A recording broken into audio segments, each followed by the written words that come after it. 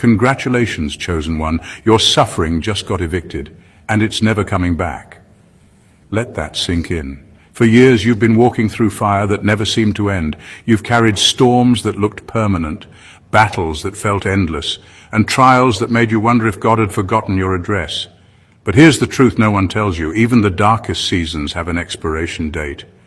Psychologists say the human brain remembers trauma longer than joy. It lingers, it echoes, it replays. But spiritually, the opposite is true. Once a chosen one survives the breaking point, the pain loses its right to follow them into the next chapter. What tormented you yesterday simply doesn't have clearance to step into your tomorrow. And here's where the humor kicks in. Hell thought you were a forever subscription.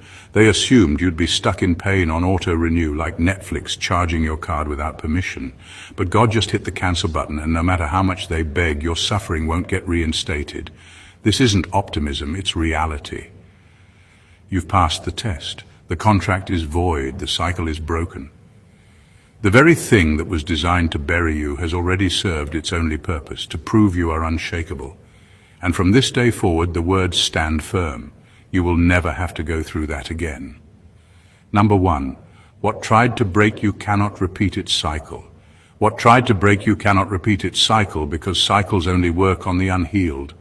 Once you've walked through the furnace and endured what most people would collapse under, the pattern itself loses its grip. The reason it felt so brutal and so relentless was because it wasn't just an attack. It was the enemy's attempt to create a loop to keep you circling in pain, disappointment, and defeat. Cycles of suffering are designed to drain people until they lose their fight. But here's the truth. You broke the loop by outlasting it. That season was not random. It was calculated to feel endless. You might have noticed how the pain kept repeating in different disguises. Betrayal after betrayal, loss after loss, setback after setback. That wasn't coincidence. It was spiritual design. Darkness survives by recycling misery. If one weapon works against you, it tries it again and again until you break. But when you didn't break, something happened in the unseen. The cycle collapsed on itself. Think about it. How many times did the same lesson show up in your life wearing a different face?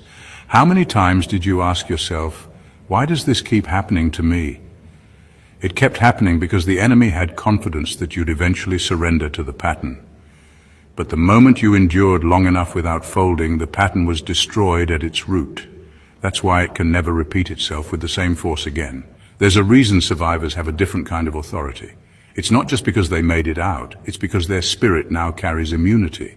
You didn't just survive what tried to destroy you, you exhausted it, you drained it of its energy, and it has nothing left to feed on in your life. The suffering had an assignment, and you fulfilled it.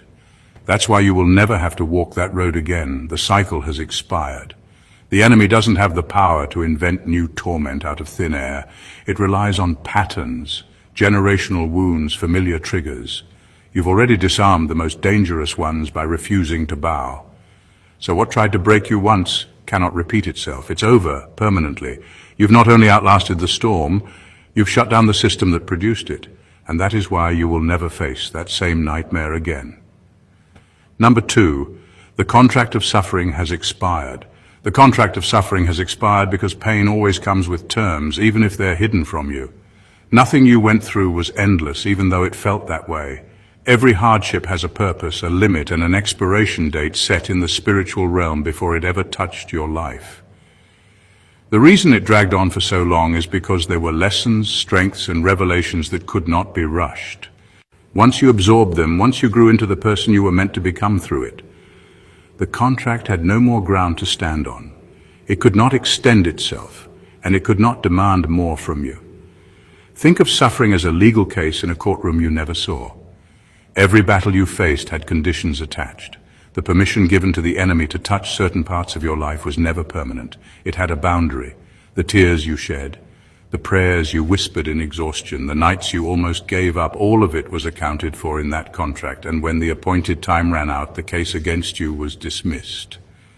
That's why now you feel a shift, a release, a weightlifting that you can't fully explain. It's not luck, it's not coincidence, it's spiritual law. The most dangerous lie pain tells you is that it will never end. That lie is designed to weaken you, to make you collapse before you reach the finish line. But because you endured past the point where most people break, you've lived to see the clause that pain never reveals until the appointed time. And that time has been reached. The contract has been fulfilled in your life, and it cannot renew itself. This is why the future won't look like your past. Even if the enemy wanted to bring the same destruction back, it no longer has legal access. You've served the sentence, you've paid the cost, and heaven has marked it as complete. What once held authority to enter your life has now been stripped of all rights to touch you again. Your suffering did not outlive you, you outlived it. The contract ended the moment you walked out of the season carrying wisdom instead of defeat. And because it's expired, you'll never have to face that same pain again. It is finished.